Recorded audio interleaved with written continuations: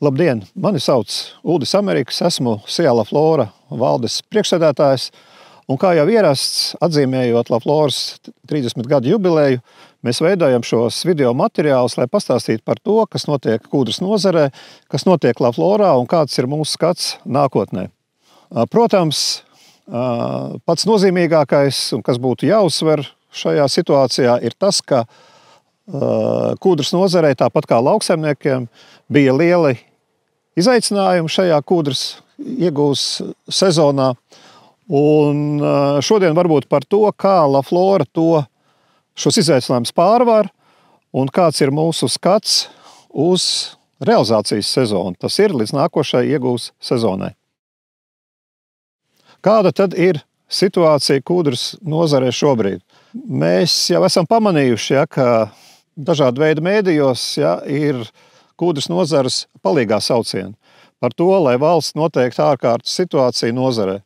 Diemžēl situācija ir tāda, ka nokrišņi, kas mūs aplaimoja šajā iegūs sezonā, ir tiešām nebijuši.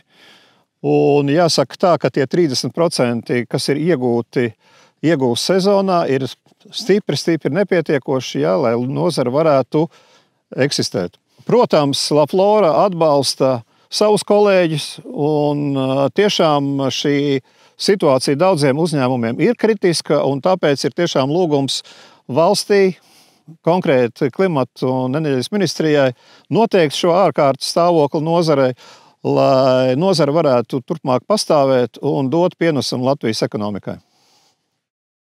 Ja mēdījos bija ziņas par to, kad atsevišķiem uzņēmumiem jau draud bankrots, ir jāatlaiž darbinieki, kad ir tiešām katastrofāla situācija, tad LaFloras gadījumā tā tomēr nav tik dramatiska.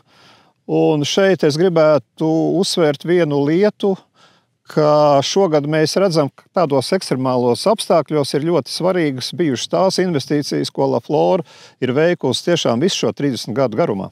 Mēs pat labāk atrodamies Drabiņu purvā, Kaunciemā, kas ir mūsu lielākais kūdras ieguvas objekts pār 800 hektāriem. Un šeit mēs redzam to, ko nozīmē ieguves veidu diversifikācija. Tas nozīmē ne tikai frēskūdras ieguve, kas varbūt ir tas vienkāršākais un plaši izplatītākais kūdras ieguves veids. Šeit mēs redzam, ka lielus platības aizņem tieši grieztās kūdras ieguve. Un tieši grieztā kūdra ir tā, kas mums ļauj tīri optimistiski skatīties uz šo sezonu. Protams, eksporta tirgos mēs nespēsim dot tik lielu apjomu, kā varbūt iepriekš, bet pamata klientiem tādu realizācijas minimumu mēs nodrošināsim. Neskatoties uz šiem ekstremālajiem klimatiskajiem apstākļiem, tomēr LaFlora ir iegūdusi pietiekami daudz kūdras, lai nodrošinātu vietējā tirgus vajadzības. Tas nozīmē to, ka vietējie audzētāji, tie, kas plāno savu darbību nākošajā sezonā, viņi var droši paļauties uz to, ka kūdras substrāti būs un LaFlorā varēs šos kūdras substrātus iegādāties. Vēl varbūt dažus vārdus par Kaigu purvu lielo projektu, šo vēja parku projektu. Jāsaka tā, ka šis projekts attīstās un būvniecība norit atbilstoši plānotajam. Šobrīd jau tiek veidoti šie vēju staciju masti, notiek loģistikas pasākumu, lai viss šīs sastāvdaļas tiktu atvestas.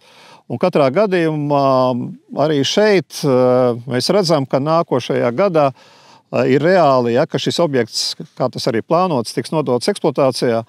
Un tas būs liels devums gan Latvijas ekonomikai, enerģētikai un, protams, arī mūsu tālākajiem attīstības plāniem LaFlorā. Un nobeigumā es vēlos pateikt milzīgu paldies LaFloras darbiniekiem, visiem, kuri tiešām ar maksimālu atdevi strādāja šajos tiešām ekstrēmajos apstākļos. Un mēs esam nodrošināti ar kūdru, lai varētu strādāt, lai varētu eksportēt, lai varētu nodrošināt arī vietējo tirgu.